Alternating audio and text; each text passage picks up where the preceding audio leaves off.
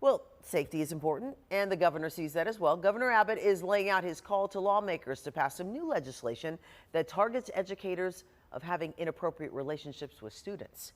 Reporter Grace Gates is in Lubbock and has more. More than 1,600 allegations of inappropriate student-teacher relationships in Texas schools last year, according to the governor. And today, he was at the head of this roundtable to talk about what can be done to get predators out of our schools. I can't go back and protect the little girl I was then, but maybe what we're doing today can protect the next one.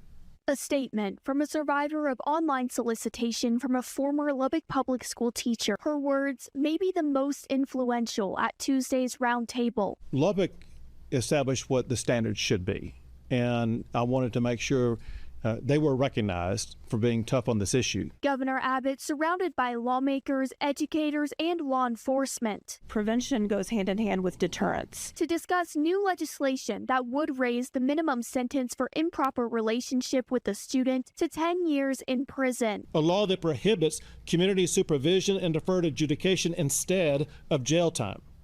A law that bans parole and mandatory supervision before at least 10 years being served. A mandate that they register as a sex offender. Abbott admitting the punishment isn't the only thing that needs to change. As the survivor articulated, there's more that we can and that we must do to prevent crimes like this from occurring in the first place.